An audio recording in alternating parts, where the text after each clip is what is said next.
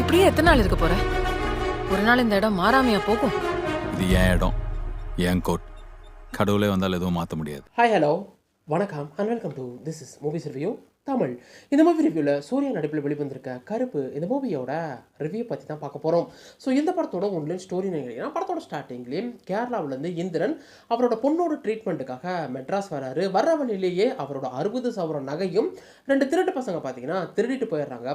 அதை என்னதான் 2 நாளில் போலீஸ் கண்டுபிடிச்சா கூட போலீஸ் ஸ்டேஷனில் வச்சு அந்த நகையை உனக்கு கொடுக்க முடியாது, நீ கோர்ட்டில் கேஸ் போட்டு வாங்கிக்கோன்னு சொல்லிட்டு இந்திரனை அனுப்பி விட்றாங்க. அங்கே ஆர்ஜே பாலாஜி இவருக்கு வாதாடுற மாதிரி வாதாடி இவரை 4 மாதம் அலக்கழிச்சு இவர்கிட்ட நிறைய பணத்தையும் பார்த்தீங்கன்னா பிடுங்கி விட்டுறாரு.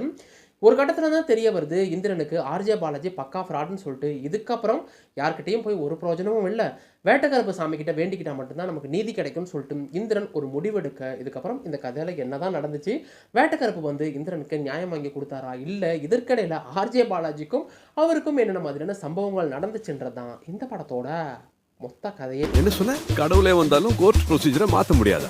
வந்துட்டேன்டா, இனிமே செம்ம அடி அடிக்க போறேன். First of all RJ Balaji அவர் டீமுக்கு பார்த்தீங்கன்னா ஒரு பெரிய கங்க்ராச்சுலேஷன்.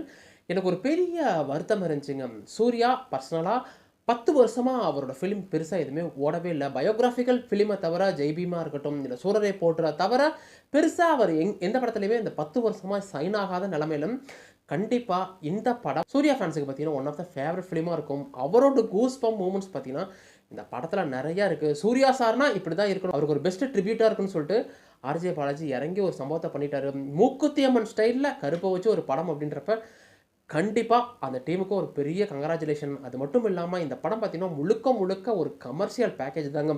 படம் என்னதான் 2.5 மணி நேரம் ஓடுனா கூட உட்காந்திங்கன்னா டீசென்டர் ஆடியன்ஸையும் சரி, ஃபேமிலி ஆடியன்ஸும் சரி, கமர்ஷியல் ஃபிலிம் பார்க்குறவங்களுக்கும் இந்த படம் ஒரு பெஸ்ட்டு ட்ரீட்டாகவே இருக்கும். அந்தளவுக்கு பார்த்தீங்கன்னா நிறைய சம்பவத்தை உள்ளே வச்சு தான் பாலாஜி பண்ணியிருக்காரு.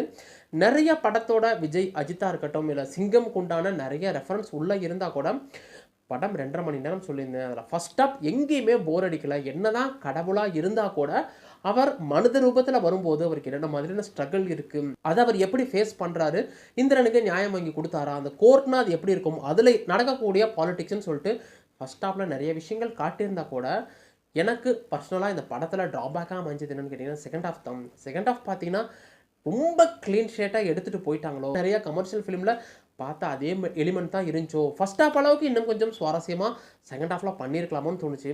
மார்வல்லையும் டிசிலையும் பொதுவாக ஒரு விஷயம் சொல்லுவாங்க, நீங்கள் ஒரு வில்லனாகவும் இருக்கட்டும் இல்லை ஹீரோவாக இருக்கட்டும் ஓவர் பவர்டாக எழுதிட்டிங்கன்னா அதுக்குண்டான கதைகள் பெருசாக இருக்காதுன்னு சொல்லிட்டு இந்த படத்துலையும் அப்படி தான். கருப்பு அவர் லிட்டரலாக கருப்பாக இருக்கும்போது அவரை எதிர்த்து யாருனால என்ன பண்ண முடியும், அந்த விஷயத்தை பார்த்தீங்கன்னா செகண்ட் ஆஃபில் கொண்டு போனனால இவருக்கு இது நடந்துடக்கூடாதுன்னு சொல்லிட்டு பெருசாக நமக்கு எங்கேயுமே அந்த எமோஷனலாக கனெக்ட் ஆகலை.